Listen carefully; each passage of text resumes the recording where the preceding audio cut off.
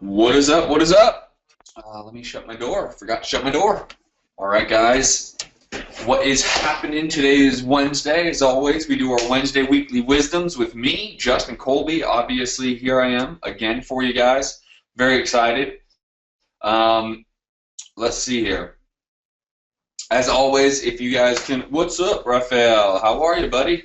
As always, just make sure you can see me and hear me. Obviously, my man Raphael can. We're good. Andrew, my man Andrew got his first virtual wholesale deal. Congratulations, Andrew. He is up in Canada, and he is wholesaling out in Nashville, Tennessee. So if you did not watch the virtual wholesaling series I did, if you are wondering if you can do this in a different market, maybe your market's too small, or maybe you're up in Canada, maybe you need to do a different market.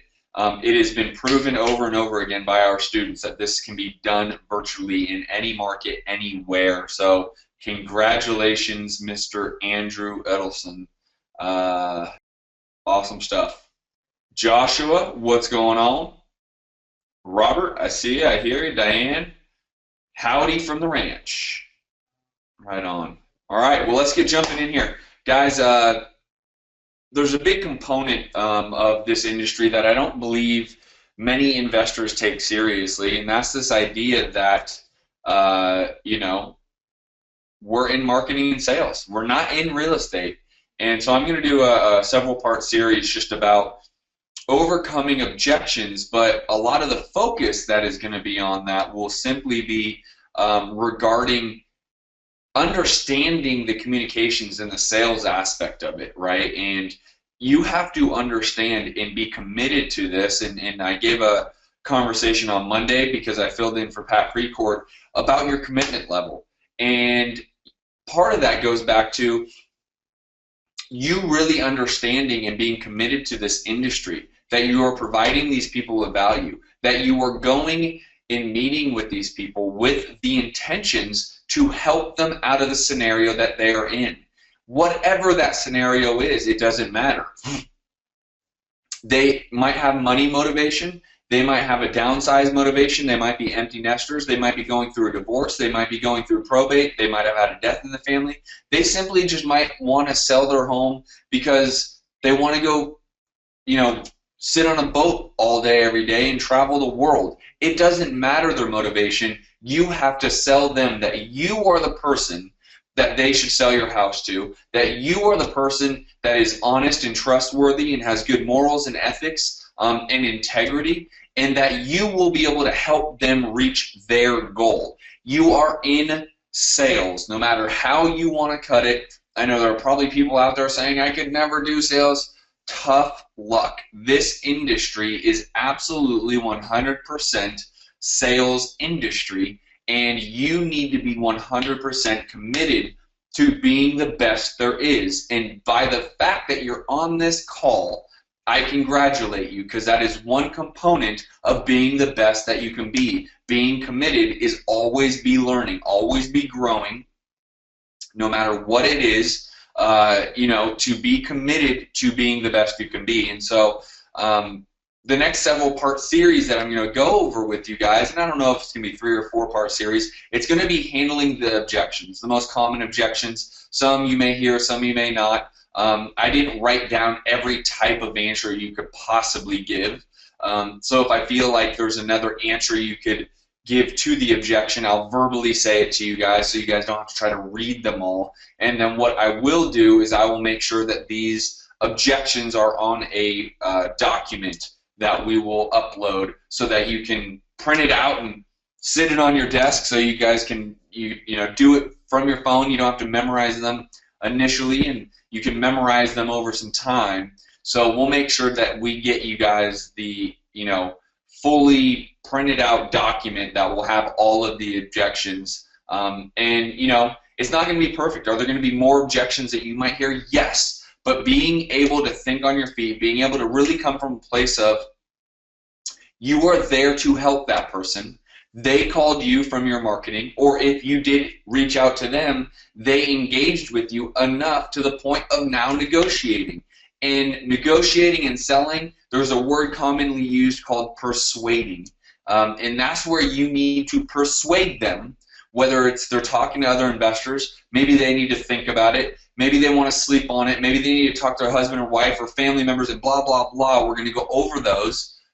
You need to persuade them to act quickly, be decisive, come to a conclusion, and make you the person they're going to sell their house to. And that is always up to you to persuade them to use you moving forward.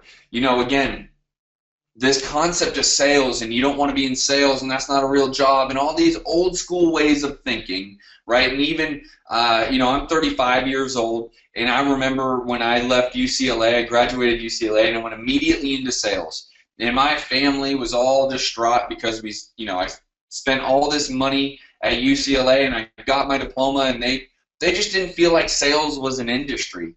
But I was hell-bent to prove to them that it is an industry. And as I've grown older and found success in sales, in multiple different types of sales, and now bringing that success as a real estate investor, I have come to the realization, and it is not a new realization because it's in books and videos and training videos, but we're always in sales. All of us are always in sales at one level or another.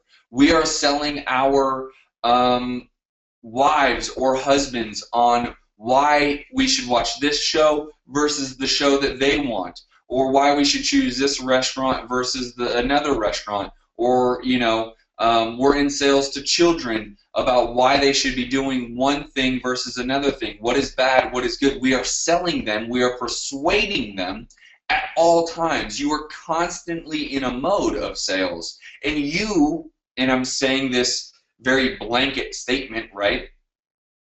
Most people do not think of life like that, but it is very true. If you truly think about everything we do on a day-to-day basis, we are always in a mode of persuasion or sales. And to hone in your craft and to realize that no matter what you do, where you are, what type of communication we are working, you are in a mode of sales.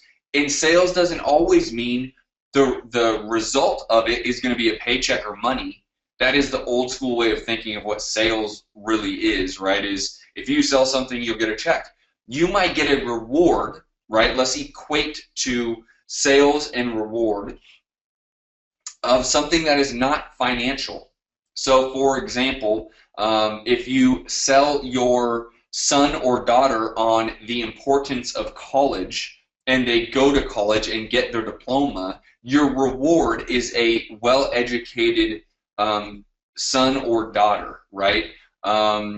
If you can use this in a million different things, right? For a husband or a wife, about what restaurant to go to. Your reward isn't always going to be financial, but you are persuading your idea, your concept, your belief, onto someone else, and someone is going to be sold one way or another. Now, there's always compromise, right, in relationships, and I understand that. But always, children are the best sellers there are. They're relentless, right? I'm not personally a father, but I know many of you are fathers and mothers out there, and I know you're going to relate to this more than often. I have babysitted. I probably have 15 nephews and nieces, right, because I have so many close friends. I'm always Uncle Justin, and I have babysat for all of them, and I've watched them all grow up, and I have been around. I have plenty of experience. I helped raise my cousins. I was at 14, I moved in with my aunt and my uncle, and I helped raise my infant cousins. And so I've seen enough to be able to say children are the best salespeople there are. And the reason why I say that is because they will throw a fit long enough, they will talk about it long enough, they were relentless to get what they want, whether it's simply they're hungry and they want milk from their mother, and they're crying and they will not stop, and finally they get what they want, to the movie they want to watch, to the food they want to eat. They are relentless, they are fearless, and they are the best salespeople there are in the world because ultimately they get the reward that they are looking to get.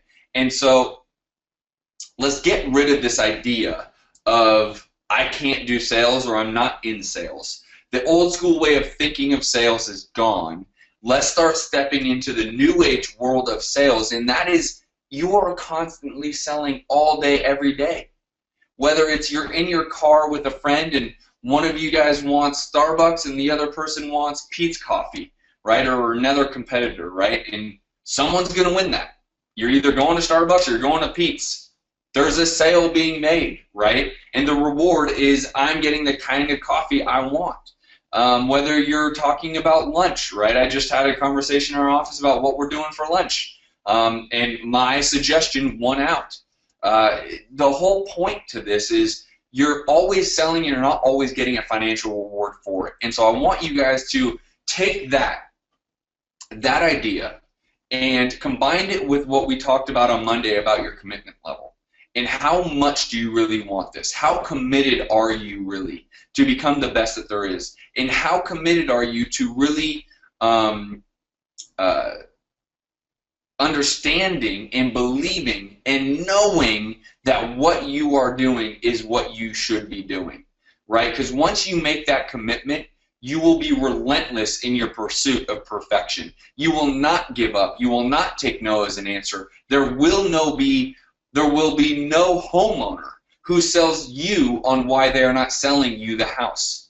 You will sell them on why they will sell you the house. Whether it's you're honest, you're trustworthy, you have money, you have many other buyers who you can bring to the table, or whatever combination of reasons that you're able to come up with, you will not allow them to sell you because you are committed to being the best real estate investor and specifically the best wholesaler, and you will not let anything get in your way. And you combine that commitment level with this idea of you are going to be sold one way or another. You either sell the seller and or they sell you, and you combine those two, you are going to be unstoppable.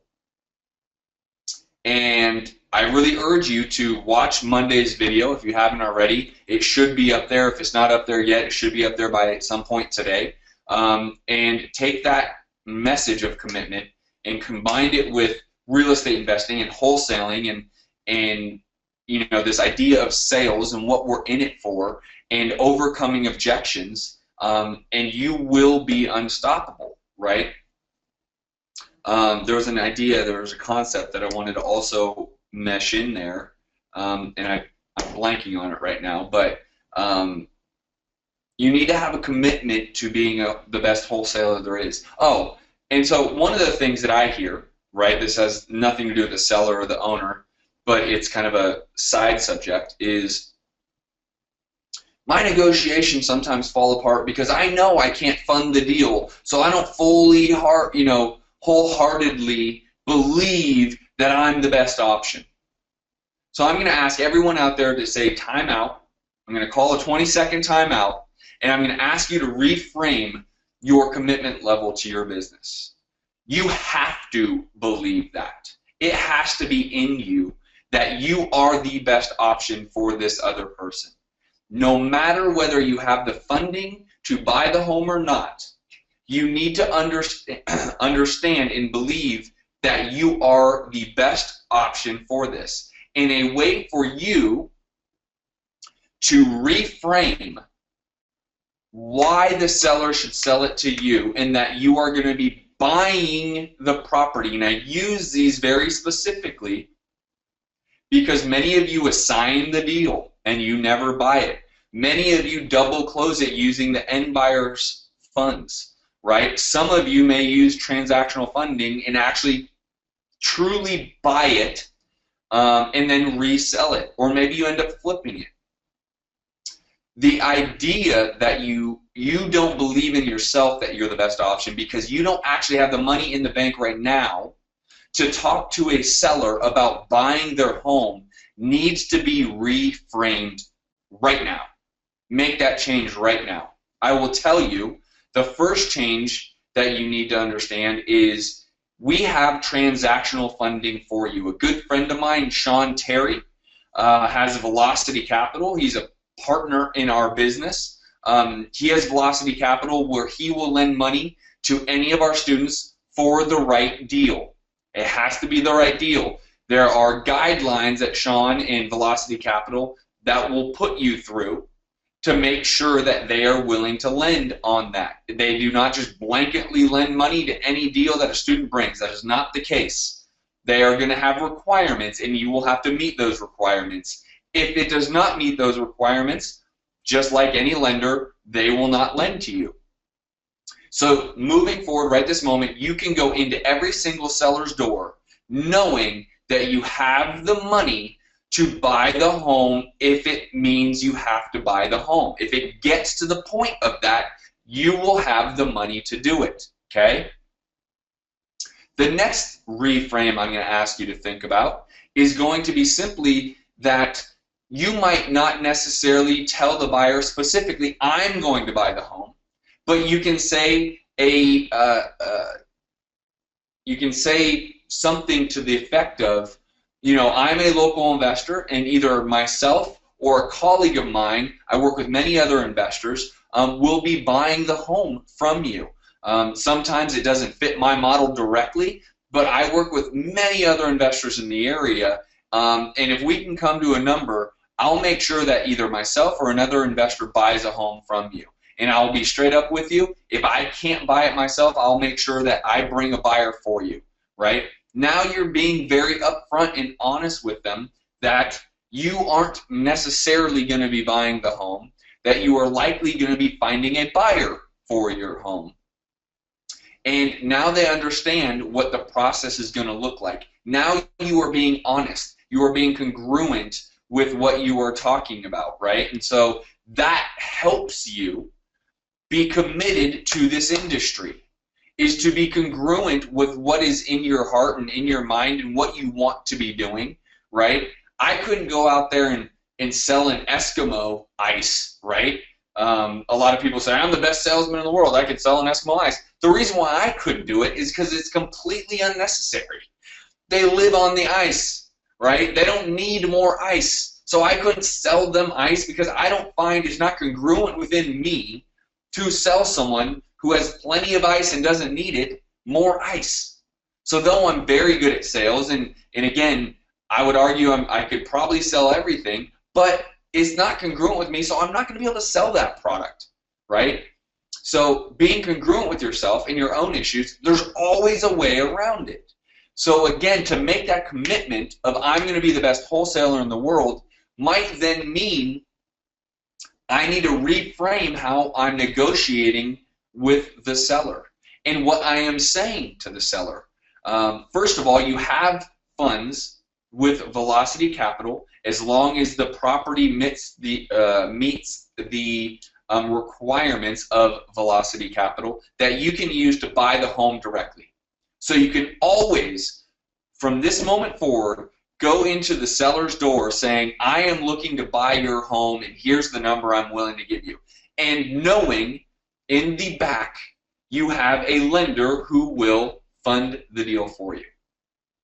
Another option to this is having the confidence, because this all goes back to confidence with how you overcome their objections and how you negotiate and how you persuade them and sell them to sell you their home. The second option to give you that confidence is to go straight into it saying, listen, I'm a local investor. I actually work with a lot of other buyers that I believe is going to want to buy your home. So what I'm going to do is I'm going to present your home to these buyers. I don't want you to go around me, so I'm going to ask you to fill out an option contract that gives me the option to buy it or option to resell it. That way you can go around me or bring you a buyer, and then we can move forward. Now, both of those scenarios now give you the confidence that the seller knows what you're about, knows what your intentions are, and then you're going to move forward, right? So the argument here is you need to find that confidence using these strategies so that you can recommit to this business, stop making excuses for why you believe or think it doesn't work, and go back into this business with 100% certainty and commitment to make it work for you. With all that being said, this all, again, comes full circle to your ability to negotiate, persuade, and sell that seller to sell you the home. A lot of sales in that, right? So hopefully that's all making sense, and I'm closing the circle of your commitment level is going to equal your results. And if your commitment level isn't there, that's because you have not done an appropriate job selling yourself on your success or your commitment of this industry of wholesaling. And if you have not done that, then per my experience, the majority of the reason is because you don't believe you can actually do it. And one of the reasons is money. You don't have the money to buy the home if need be, so you don't feel confident to go in there to negotiate the deal. Buyers is part number two. I don't have the confidence to go in there and negotiate the deal because I don't know if I have the buyer. Well, that's a whole different subject that we talk about constantly, about build your buyers list first, have the confidence to know you have the buyers so you can confidently go in there and negotiate with the sellers, right? So that's a whole nother subject. Number three is you don't feel like you're congruent with what you're telling the seller, right? Oh, I'm going to come in and I want to buy your home for $225,000. In the back of your head, you know, I don't have $225,000. I can't go get a bank loan. I don't have the money. Well, we have that solution for you with Velocity Capital and transactional funding, that if the deal meets their requirements, you absolutely 100% have money to fund the deal. So everything else should be removed, and your commitment to this business to be the biggest, baddest wholesaler should be reinvigorated, relit, and that fire in your belly to go do whatever it takes should absolutely be there. And then it comes down to being able to have the knowledge and knowing how to negotiate, how to sell, and how to overcome the objections that they're going to give you. If you know the objections they're going to give you, you know how to overcome them, it gives you confidence to persuade or sell them on selling you the home. And that's the model, right? That's the flow of all this. So let's jump into these slides and let's start overcoming some objections, why don't we? What up, Ruth? Eddie Marlowe, lost audio. It's back. Okay. Ron, what's going on, buddy? Okay. So we are learning how to overcome seller objections. So one of the most common objections is I want to think about it. I know if you guys were out there, you're probably shaking your head, you're raising your hand, you're saying, yeah, I've heard that before, right? So let me just, walk through one example of how this goes down. And I'm just going to read it because it's easier for me to sit here and read it than come up from the top of my head. I can appreciate that, Mr. Seller, but wouldn't you agree, right? So you're trying to make the sellers agree. There's a philosophy behind this. You're always trying to make them agree and say yes. That two minds are better than one. I mean, if I leave you and you have questions, the chance of you picking up the phone and calling me is slim to none. Wouldn't you agree? Again, in sales, part of sales training and things that we learn in sales, and you should always be learning about sales, is you want that person to get in the habit of agreeing and saying yes. Because when it comes time to go pen to paper, they're already in this habit of saying, yes, I agree, I would. So in bold is obviously the seller. Yes. So let me ask you a question, Mr. Seller. What specifically would you like to think about? The contract, me, or the process, or about the price? And then shut up. You just ask them a question. Don't keep talking. Just shut up, right? Stop talking. Because those three things or those four things, they either don't understand the paperwork and it scares them and it confuses them because you didn't do a good enough job reviewing the paperwork. They either don't trust you. You have not given them a reason to trust you. You have not built up a rapport to have them or allow them to trust you. They don't understand the whole process of selling real estate. They've never sold a home before, so you did not do a good enough job of explaining or describing the entire process of opening up escrow, earnest monies being put down, that the payoff gets given by the bank to the title company, that they no longer have to do anything. You didn't do a good job explaining the process, or you simply are not at the number that they want to be at, which is the price, right? So allow them to answer. So to continue with this, The seller says, price. Okay, Mr. Seller, you do realize that I am paying cash, and I will be paying all the closing costs as we negotiated as well. And remember, you do not have to pay any commissions to a realtor. So you'll save thousands and thousands of dollars. So with that being said, what price did you have in mind? Shush. Shut your mouth. That's it, right? Let them answer. When you ask a question, do not continue to move forward and continue to talk and to continue to sell. Receive the answer so that you will have a well thought out response, right? It's all about knowing what you are going to say when they give you an answer, right? And it's about repetition and knowledge and experience. So you shut up. The seller says, I was thinking more like $135,000. Okay, Mr. Seller, make it lighthearted. You're killing me here, laughing, right? If I agree to $135,000, can we get this done today? And that's what we would call the nail down close, right? Can we make this done today? Can you sign the paperwork today? Can we go ahead and wrap this whole thing up right now? Right? So you are conceding to his price. Great, let's get the contract filled out, right? So they might give you a number that isn't doable. You can't concede to 135. So what do you do then? Well, at that point is when you're going to have to start talking and negotiating a little further and learning the skills of negotiating, right? So you're going to have to say, wow, Mr. Seller, let's start working this backwards, right? And this is where I would jump into walking the numbers backwards, right? And I've done a video, I've done several trainings on this about how Mr. Seller, you want this. But this is what we would consider retail. You understand I'm an investor and I'm in this to make some money. I don't want to steal the home for you or anything negative like that, but we have to make this a win-win. You want retail. Well, retail means you're going to have to spend 6% on commissions. So now the number that you're really getting here. Retail means is you're going to have to fix up your home enough that a bank will lend up on it. So you're going to have to put another $10,000 into your home. So really what you're going to get is here. Then no one really buys a home on the MLS at the asking price. They always ask anywhere from 2 to 5% discount. So you're really going to start netting from here.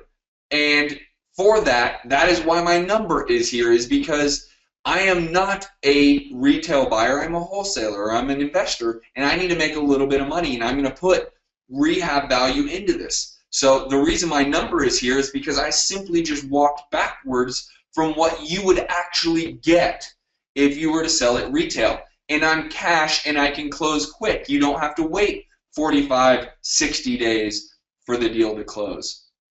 Right? So then you go into your closing and why your number is where it is. It goes back to bringing up the 3 comps that you brought to the property to say, look, Mr. Seller, I understand you want 135. The reason why I'm at 115, not only because of these 4 or 5 reasons of reduced from retail, but the comps right here are suggesting your home really is worth this. I'm showing them to you. You see that these are homes that were sold at 115, the price I'm offering you. So can we be more reasonable and get closer to my 115 number? I'm open to negotiate, but understand, let's be realistic here, right? That's how you start to approach or attack that number. All right, let's go to the next one. The seller says, I want to sleep on it. You're right. This is a big decision, shouldn't be rushed into necessarily. You told me earlier that you really wanted to sell your mother's house because you want to sell the estate and pay off some bills. Is that correct? Yes, that's correct. You see that by selling the property to me, you can achieve that, correct? Yes, that's correct, kinda, right? So again, I'm getting them in this habit of saying yes. Okay, Mr. Seller, what is your concern? Is it me? Is it the process, the contract, or the price? Again, those are the main reasons someone will say no. It's the contract. I don't like being rushed through something like this. It's important. So now you're going to want to take your time again, right?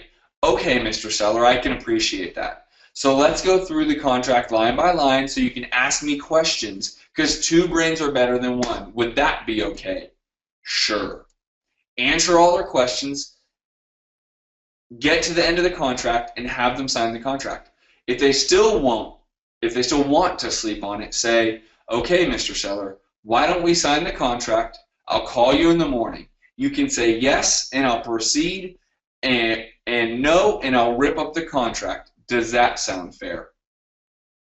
So you might get people to sign there or not, or this is where you need to really, again, go back to your negotiating skills about saying, I agree with you, this is a big decision, but if I can answer all your questions regarding this contract, are you willing to sign the document right now? Right? Can we move forward right now? You do the nail down close. Can we get this done right now? You go through it, you ask them to sign. If they still say, I want to think about it, you say, okay, sign the contract. I will not open up escrow. I will hold the contract until I call you in the morning. At that point, you can make a decision, and if it's no, then I'll rip it up. Now, if they say, oh, but I don't want to sign a contract, say, okay, well, I have an option contract here. This is less than a real contract. This gives me the option to buy it. It's not quite as serious as a typical purchase contract. So why don't you give me a 48-hour option? That way you can't go around me. That way, I'm allowing you to think about it. We won't open up, escrow. And that way you have full access to me and I have full access to you. Does that sound fair? Right? And then you want to use the option contract. Either way, you want to get them to sign on the dotted line right then, right now. All right, let's go to the next one. I have several other investors that are willing or will be looking at the property. This is the hot one right now. I know it's the third one we're reviewing. This is the hottest one in my market. My market is super saturated with other investors. My good friend Sean Terry, Cody Sperber, and so many other people that you may not know their names are heavily investing in the Phoenix market. We are overly saturated with investors. That being said, I make no excuses about our ability to get deals. We still get deals. I don't care what market you're in, you can absolutely get deals. There's not a market in the United States that has too many investors. You can absolutely get deals. Remove all excuses. Okay, Mr. Seller, that's kind of a shock. I'm sorry, Mr. Seller, I don't play bidding wars. I'll have to withdraw my offer. Stand up and take the offer and start walking. Is there something I said or did that you do not like me? No. Okay. Then you like me, right? Are you confident that I can close the deal? Back to the fact that we have transactional funding we can get you. Yes, I'm confident that you can close the deal. Is the price a fair price? Yes. Did you know that most of the mail you received is from newbie investors that went to a weekend seminar and will tell you anything to get you to sign the contract? You know that, right?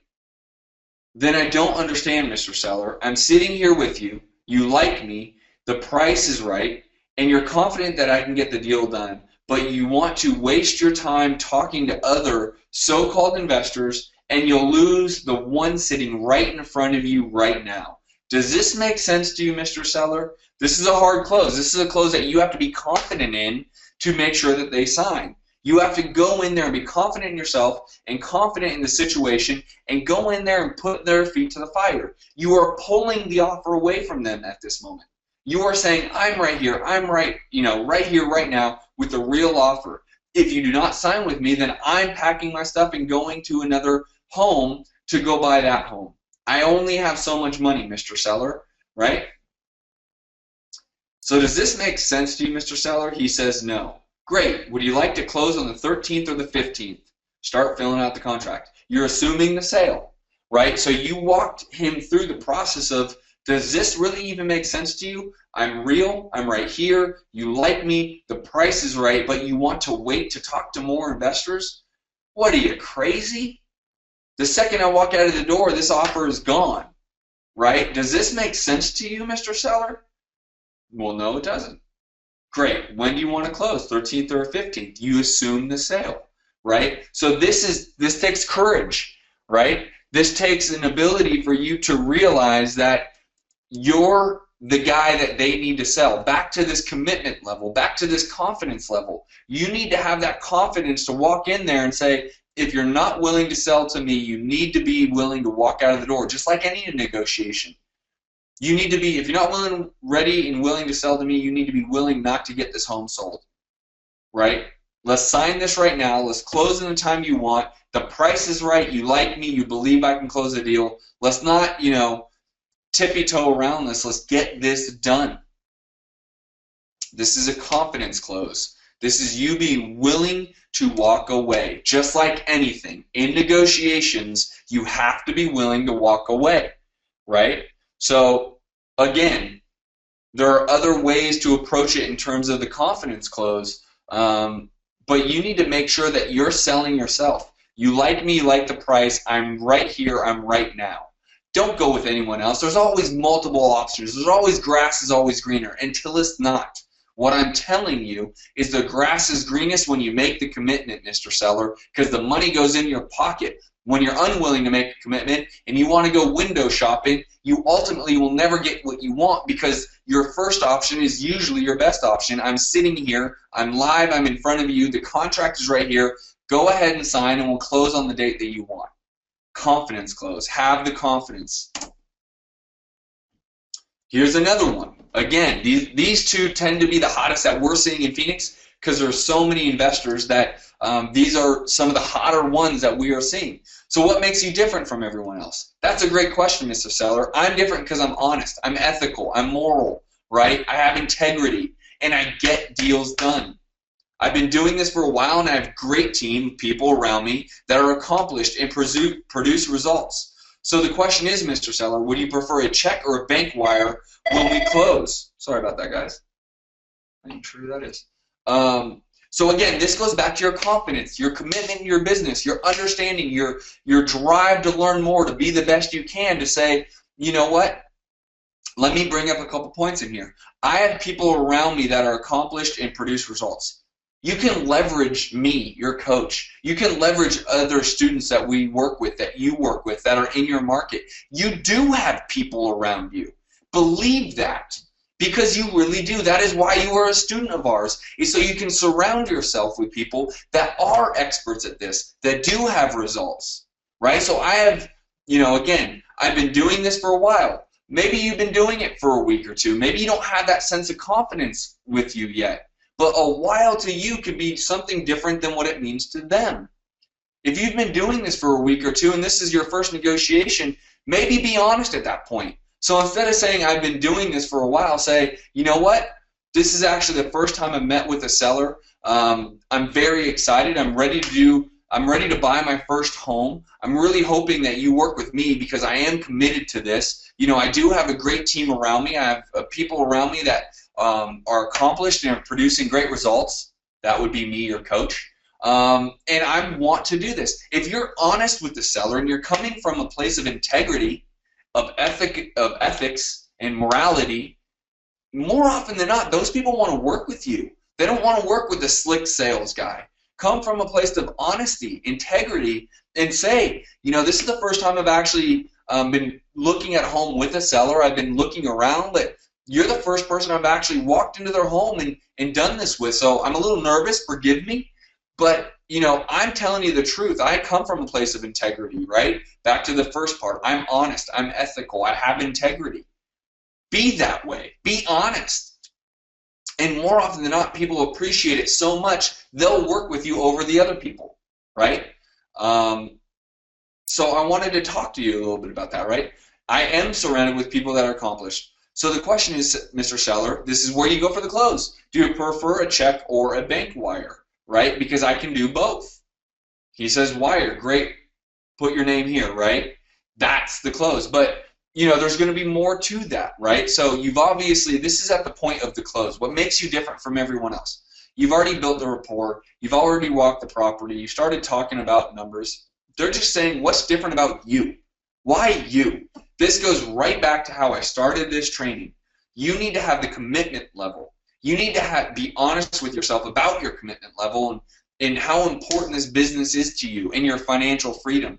You need to be honest with yourself about that this is sales. You are a part of sales, but you need to reframe what sales really means. It doesn't always mean you're trying to be shady and sell someone something they don't need. You are helping them, and you are persuading them to go with you over someone else. Believe in yourself. Come from a place of integrity, of honesty, of morality, and be honest with them and say, listen, there's a lot of people out there that won't do what I'm doing. I'm telling you, this is the first time I've met with you. I'm honest. I have the money to buy a deal. I'm looking to buy my first deal. This will be my first investment property. I want to work with you. We seem to get along pretty well together. I like you. I want this to be a win-win, right? And I'm just shooting you straight. I'm just a straight shooter. So I'd really love to be able to buy your home. Do you want a bank or a wire? Because we obviously agree on everything else. Go for the close. The key to this is you need to close a minimum of 3 times before you ever walk out of a house. You can never, and again, I'm going to do several of these trainings about common objections. The last 2 that I just did for you are the most common about us because there's so many other investors, right? So in Phoenix, those tend to be the most common. But you need to come from a place of integrity, a place of confidence, and that confidence comes from your commitment that I will not fail at this. That wholesaling is what is going to provide me financial freedom, the life that I want to live. And have that confidence going to every single door, and you absolutely will succeed. So that is this training. Again, this is going to be a 2, 3, or maybe even a 4 segment training about the objections that you will commonly receive. We will have an actual document uploaded about those objections so you can read them and memorize them and work through them and edit them and add to them. If you guys are hearing other common objections, I would love to hear of them. Why don't you actually go ahead and write me, email me, Justin at REWW.com, Justin at REWW.com, because I would love to include them into the new trainings or the future trainings that are going to be coming up so I can help you actually overcome them live on these weekly trainings. So that being said, that is what I have. Raphael, how does it work with Velocity Capital if I find a deal? Well, first of all, you need to get in contract with the property. That is the first thing that they're going to require, is to see your contract. They want to make sure that you have an end buyer in place. So they're going to want to make sure that your buyer has a contract with you buying the home. If that is going to be the case, they are going to look at the numbers to make sure that there's a spread there, and more likely they will fund the deal. They'll usually fund the deal for 24 to 48 hours max, maybe a week long if you really need it. But again, Velocity Capital is a partner of ours that will fund those deals. Thank you, Diane. I really appreciate it. Velocity Capital, Raphael, is not a lender who would allow you to lend for long-term for a buy and hold rental. In this industry, you would have to, lendinghome.com might be a good opportunity. But rental properties, not a lot of lenders in the hard money or quick money. You might want to go to a bank. You might want to ask your family and friends. But Lending Home is another money partner that we work with that may be willing to lend you on a rental. Thank you, Debbie. I really appreciate it. Ron, I appreciate it. If I have someone help me on meeting a seller and want to split the fee at close. So Teresa is asking, if I am going to split a fee on a close, how do I do that? You can actually have the other individual can actually submit a very simple Word document saying, let's say it's me, Justin Colby, to receive 50% of the assignment fee. You sign off on it and send it into the escrow company. It's really that easy. You send an email to your escrow officer saying, Justin Colby deserves 50% of my assignment fee. They will send an email saying, I'm requesting 50% of the assignment fee, and it is easy as that. You're very welcome, Raphael.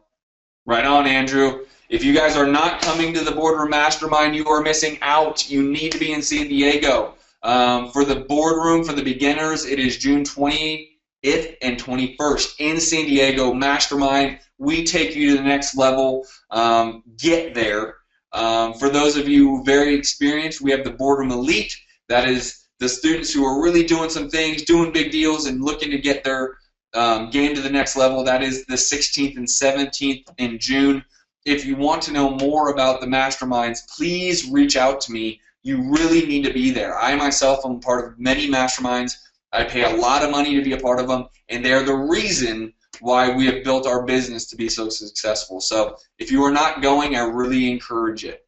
Teresa, you're very welcome. That is all I got for today. Have a great rest of the week, and I will see you next Wednesday. Peace.